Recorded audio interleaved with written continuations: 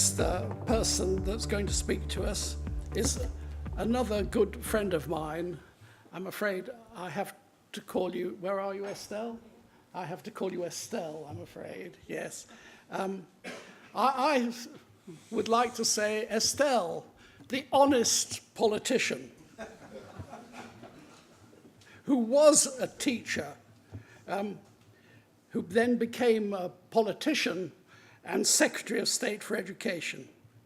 Estelle, who knows what she is talking about, and teachers respect and listen to Estelle. I've worked with Estelle at the Institute for Effective Education in York, which we set up together. Estelle, will LbQ help teachers? Oh, absolutely. Thank you.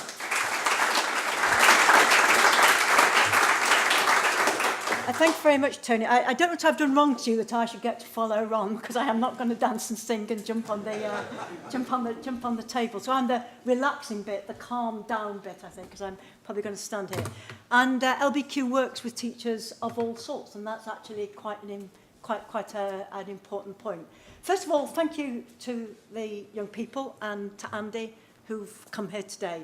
It always leaves you more optimistic about our collective futures when you've seen good schools and listened to good teachers, and I think that's what we did today. So thank you for making the journey, and I hope that you've enjoyed it.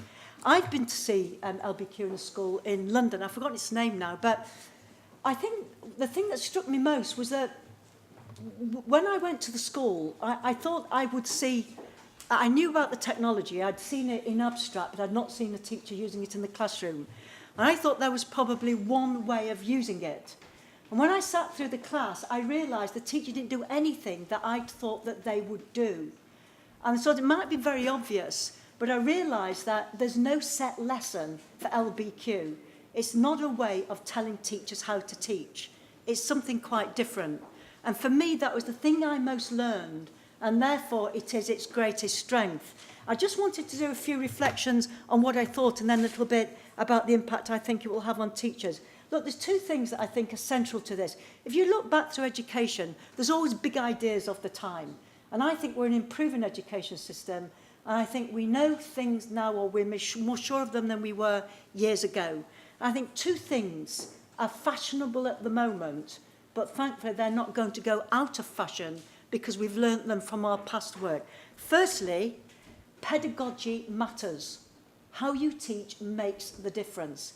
It doesn't matter what the name of your school is, whether it's an academy, whether it's a community school, whether it's poor, whether it's rich, whether it's motivated, whether it's not, whether you stand on tables or you sit on the floor. It doesn't matter. Pedagogy matters.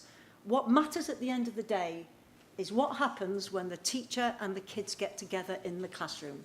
Everything else is supporting that. The rest can be brilliant. You can spend $1 million every minute of the day in a school. But if the teacher and the students don't do it right in the classroom, nothing else matters. And the second thing is that we should be an evidence-based profession. And we've not been. I taught for 18 years, but I haven't taught for far, far longer than that. And I always say, I can't, and I wasn't a bad teacher. I mean, I wasn't as brilliant as teachers are today, but I was half good. And I cannot tell you once when I went to evidence to inform my decision about what I should do with my children in the classroom the next day. It wasn't what we did in the 70s, 80s and 90s. So I think for me, if you said to me what's good about what we've learned about how you teach, it's pedagogy matters and we've got to be evidence-based. And for me, that's what's important about this. It's got effective pedagogy and it's based on evidence right the way through. But to be honest, it's not the only project that does that. There's loads of things that have got evidence-based, and there's lots of initiatives that talk about pedagogy. So why is this different? Why is this better than that? Or why has this got a better chance of being more effective? Because, to be honest, we've done things before that have been about pedagogy and have had an evidence base, and it's not worked. Just having evidence and just focusing on pedagogy doesn't guarantee you success. So for the next bit, I just wanted to say a little bit about why I think that is different. I look back to our time in government, which is a long time ago, and most of you are too young to remember. But Ralph will be able to help me with this. We used evidence. The literacy strategy, the numeracy strategy, were hugely evidence-based. Our secondary school strategy was hugely evidence-based. And it was about pedagogy. It was about how you teach in the classroom. And it did lots and lots of good. But I wouldn't want to bring it back now, because it also had weaknesses.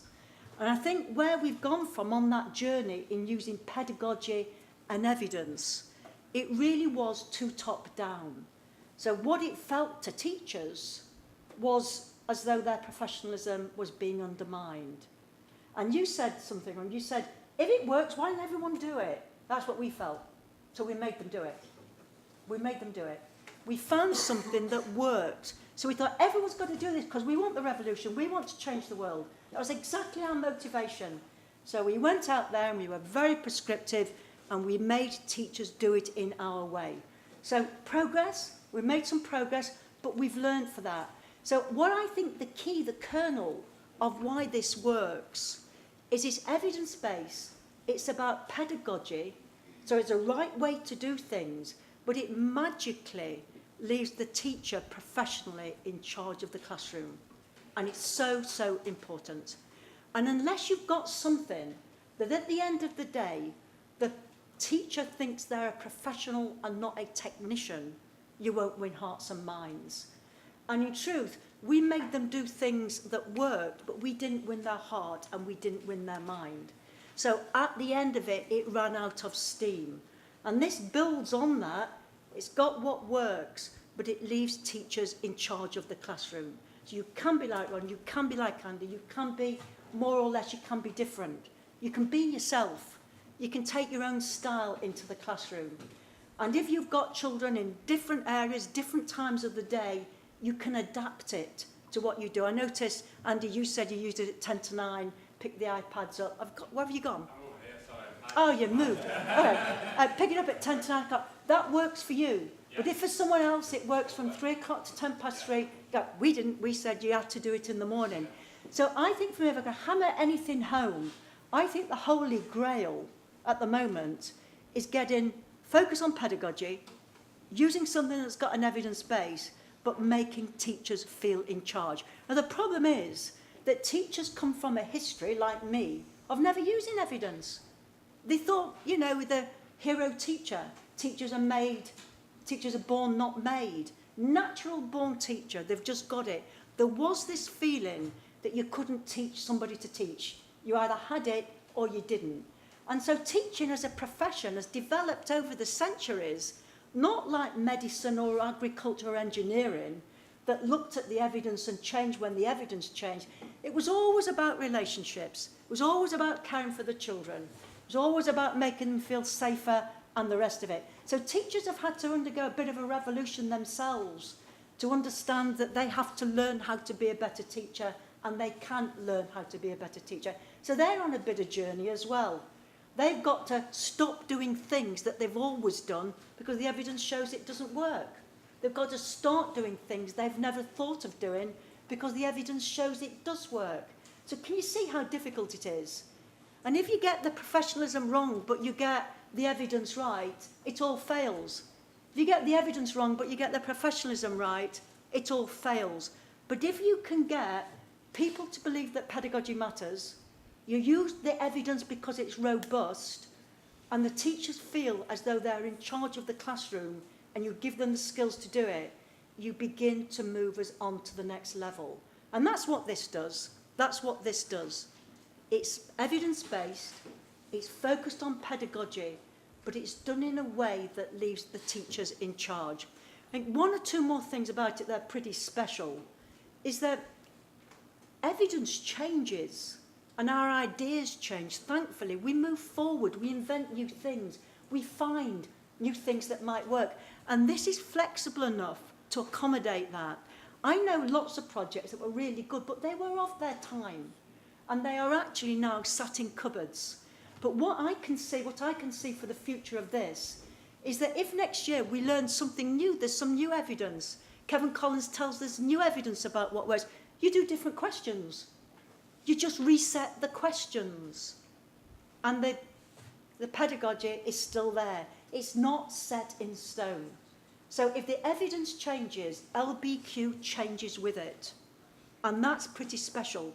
I honestly can't think of anything else that will do that. So I think it is going to move with us. It's going to move with us as the evidence grows.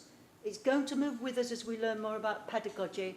And it's going to move with teachers as their view of professionalism actually changes. And the last thing I wanted to say, and Andy, you mentioned it, about workload. When I taught, I'll be really honest, marking was the thing I hated. I wasn't a maths teacher, I was a humanities teacher, so I felt it was even worse because I had to read loads of essays, you know, every night and working out whether to correct the punctuation and the spelling when that wasn't what the exercise was about. It was a nightmare.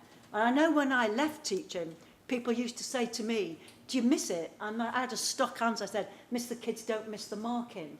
And that to some extent, that's still true. And this is about teacher workload. But, you know, there's a bit of me, because Tony's particularly asked me to mention teacher workload, and I always do as I'm told by Tony, so I'm going to do that. But I don't want to sell this just as teacher workload, because it's actually not about the teachers, it's about the kids.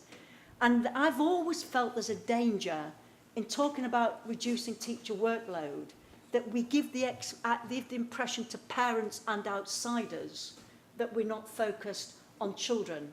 So what the trick of that is, to do something that is good for kids that reduces teacher workload as well.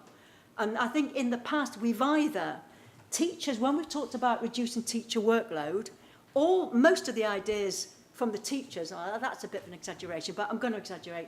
Most of the ideas that came for teachers were impossible, like abolish Ofsted, let's stop testing, let's not have performance tables. Impossible, because they're actually quite good things to have in a school. Or the things that came from government were irrelevant, and they tended to be looking at 50 sheets they asked you to fill in and deciding you didn't have to fill in 25 of them. So whenever we've tried about teacher workload, it's either been a request for the impossible or something that's been ineffective because we've just said don't fill in papers. If you say to a teacher, you've not got to fill in half of those sheets you had to fill in last week, it is not inspiring to them. It doesn't energise them. It doesn't motivate them. It doesn't excite them. Therefore, it doesn't work as a reduction in teacher workload.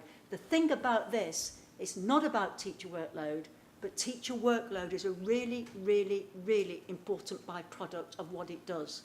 Because what it enables teachers to do is to be more effective at what they do.